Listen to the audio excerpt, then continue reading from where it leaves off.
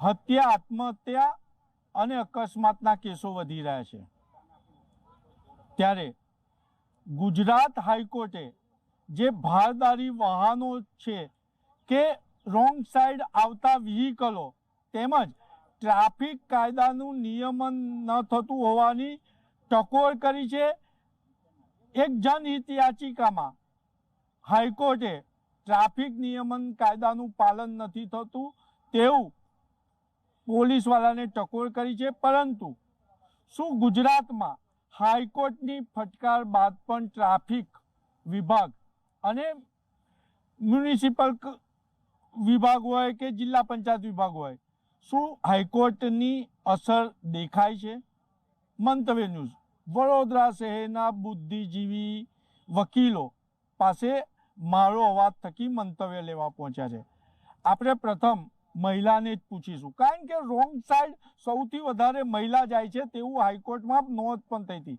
આપણે વડોદરા બાર કાઉન્સિલના હોદ્દેદારને પૂછીશું, શું કહો છો, હાઈકોર્ટની ફટકાર બાદ પણ ટ્રાફિક નિયમનનું વડોદરામાં પાલન નથી થતું અને વડોદરામાં તો ગુજરાતમાં સૌથી વધારે ભારદારી વાહનોથી અકસ્માતમાં લોકોના મૃત્યુ થાય છે.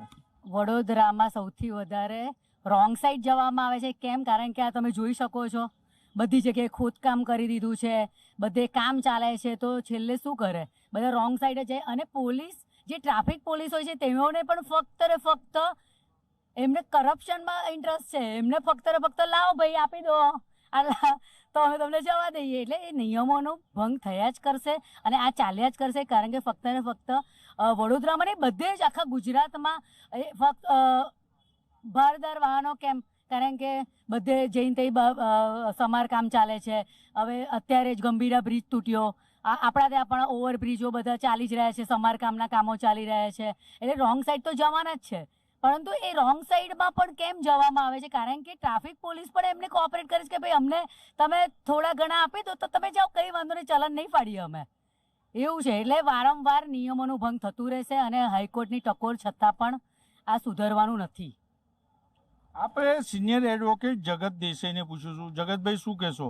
હાઈકોર્ટે તો મહાનગરપાલિકાઓને પણ ફટકાર લગાવી છે કે રસ્તા ખાડા છે અને જે રીતના રસ્તા ઉપર ખોદકામ થાય છે, ભૂવા પડી રહ્યા છે, એની સાથે ટ્રાફિક પોલીસને કડક ટ્રાફિક નિયમન કાયદાનું અમલ કર્યું છે. શું માનશો? જો હાઈકોર્ટે જે નિર્ણય લીધો છે અને જે ફટકાર લગાવી છે એ હાઈકોર્ટની ફટકાર એકદમ વ્યાજબી છે.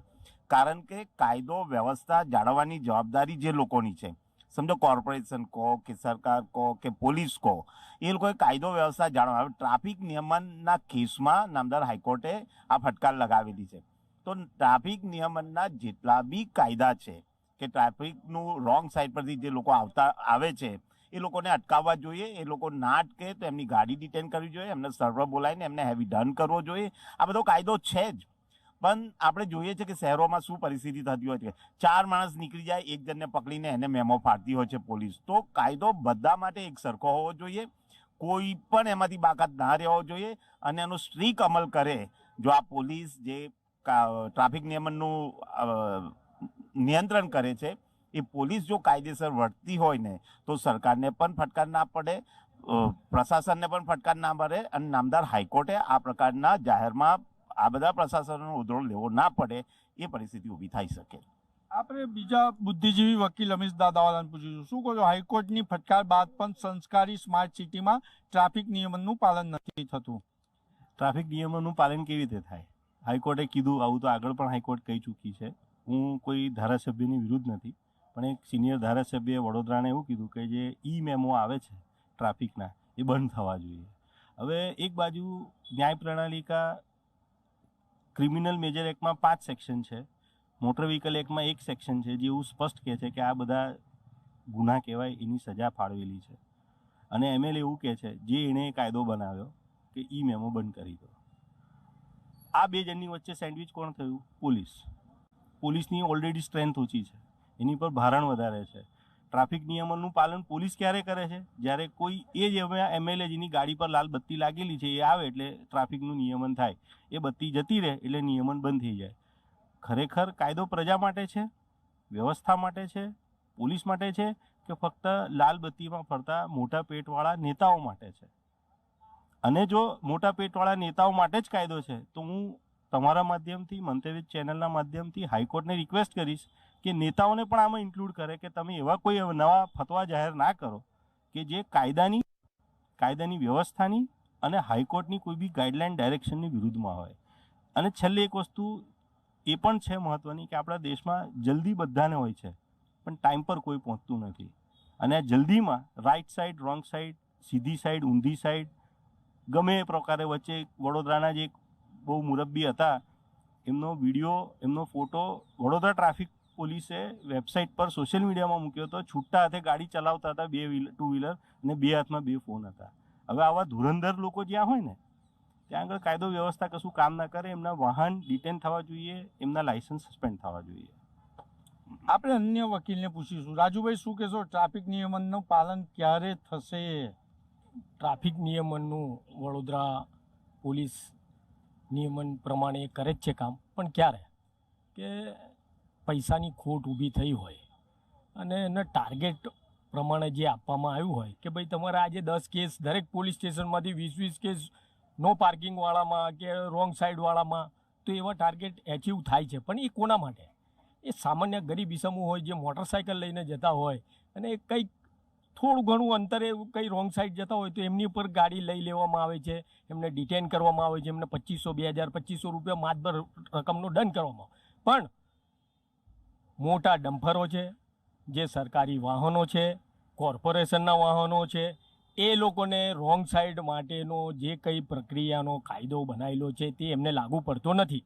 કેમ કે પોલીસની, કોર્પોરેશનની અને આ જે કંઈ ટ્રાન્સપોર્ટરોને એમની સાંઠગાંઠ હોય છે, એમને એમના નિયમ પ્રમાણે જે કંઈ મળવાપાત્ર મળી જતું હોય. અને એટલા માટે જ આ કાયદો જે રોંગ સાઈડવાળો અને આ જે ડિટેન કરવાનો અને દંડ કરવાનો કાયદો છે એ ફક્ત ગરીબોમાં પૂરતો છે. પૈસાદાર માટે, ધંધાદારી માટે, કે જે મોટા મોટા વાહનો જેવા કે ડમ્પર જેવા, આજ જે 2 દિવસ પહેલાં જે આ ડમ્પર રોંગ આ અકોટા પર કોઈકને ઉડાવીને જતું રહ્યું છે, આવા બનાવો અનેક વડોદરા શહેરમાં બનેલા છે. પણ વડોદરાની પોલીસ એ ડ્રાઈવરને નથી પકડી શકતી. ઘણી વખત તો આ ડમ્પરના ડ્રાઈવર, હું આજે એવું ચેલેન્જ મારીને કહું છું, જેટલા બી ડમ્પરના ડ્રાઈવરો છે ને એ બધાના લાયસન્સ ચેક કરવામાં આવે. જો કોઈ લાયસન્સવાળો એમનો ડ્રાઈવર મળી જાય તો આમાં ઘણી વખત મરણ જનાર, આ ઈજા પામનાર, આ લોકોને શારીરિક નુકસાન તો થાય છે પણ નાણાકીય નુકસાન બી થાય છે. કેમ કે લાયસન્સ વગરનો ડ્રાઈવર હોય, કોર્ટમાં કેસ ચાલે, એને જે વળતરની રકમ હોય તે ના મળે. પણ એટલે પોલીસ ખાલી ને ખાલી એમનો ટાર્ગેટ પૂરો કરવા માટે જ આ જે રોંગ સાઈડવાળો કોન્સેપ્ટ મંગાવેલો છે. બાકી વાત કરીએ નામદાર હાઈકોર્ટની, તો નામદાર હાઈકોર્ટે આ અગાઉ બી ઘણી બધી વસ્તુ કીધી છે પણ પોલીસ એને માનવા તૈયાર છે નહીં. કેમ કે હવે જઈશું, સાહેબને સોરી કહીશું, આ કહીશું, પતી જશે. એટલે એ આ બી સિઝન થઈ ગઈ છે, કોર્પોરેશન સિઝન થઈ ગઈ છે. વડોદરા શહેરની નાનામાં નાની ગલી જુઓ ને તો એ બી ખાડા ટેકરા છે.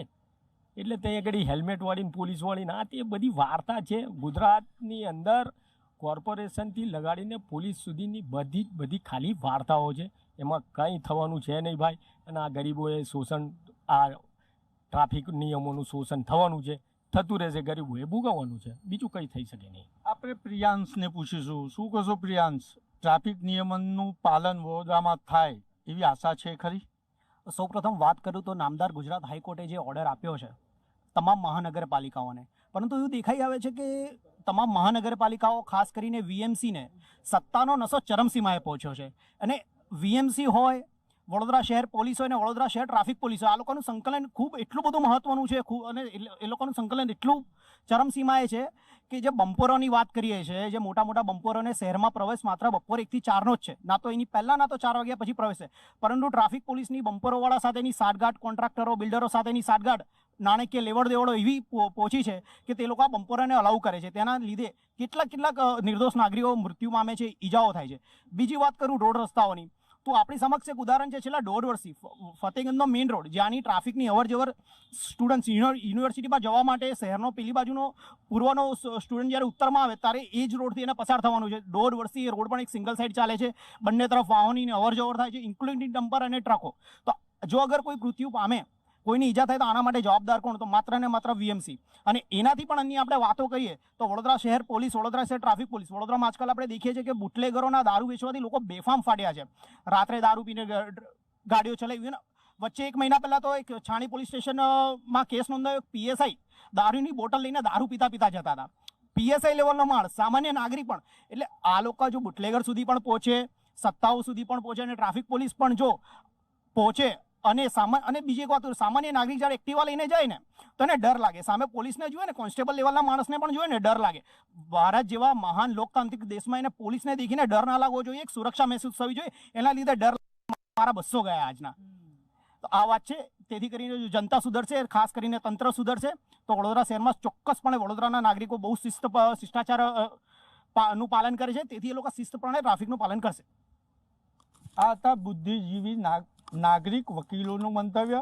અને સંસ્કારી નગરીના 29,28,234 ના મનની વાત મારા મંતવ્ય થકી. હાઈકોર્ટે ફટકાર લગાવી છે ખાડા અને જે રોડ પર કચરા પડી રહે છે એ સુધારવાની. પરંતુ જ્યારે વડોદરા મહાનગરપાલિકામાં રોડ કોન્ટ્રાક્ટર કે કચરા કોન્ટ્રાક્ટરનો ભાગીદાર જ ભારતીય જનતા પાર્ટીનો ધારાસભ્ય હોય તો તેની સામે કાર્યવાહી કોણ કરશે? અને જ્યારે ટ્રાફિક પોલીસની ફટકાર લગાવી છે તો કમળના નિશાન પર જીતી અને સિનિયર ધારાસભ્ય બનેલા પોતાના નાગરિકની વાહવાઈ લૂંટવા માટે ચલન બંધ કરાવે છે. અને આના કારણે જ નાગરિકોને ચલનનો પણ હવે ડર નથી રહ્યો કે ટ્રાફિક પોલીસનો ડર નથી રહ્યો. અને હાઈકોર્ટની ફટકારમાં હું તો મારા મંતવ્ય થકી એવું કહીશ કે ટ્રાફિક પોલીસના મદદરૂપ VTET બનાવવામાં આવ્યું, ટ્રાફિક બ્રિગેડ બનાવવામાં આવ્યું. પરંતુ ટ્રાફિક બ્રિગેડના કેટલાક ટ્રસ્ટીઓ પોલીસના લાયસન્સના કામમાં લાગ્યા છે અને ટ્રાફિક બ્રિગેડ મોબાઈલમાં વ્યસ્ત છે. એટલે સંસ્કારી નદીમાં હાઈકોર્ટની ફટકાર ટ્રાફિક નિયમોનું પાલન નહીં થાય એ કડવું સત્ય છે. કેમેરામેન મિલિંદ મેલે સાથે નિલેશ ભટ્ટ, મંતવ્ય ન્યૂઝ, વડોદરા. દર્શક મિત્રો, મારો અવાજમાં હાલ આટલું જ. આવતીકાલે ફરી મળીશું એક નવા અને રસપ્રદ મુદ્દા સાથે. ત્યાં સુધી પડે પડની અપડેટ મેળવતા રહો માત્ર મંતવ્ય ન્યૂઝ પર. નમસ્કાર.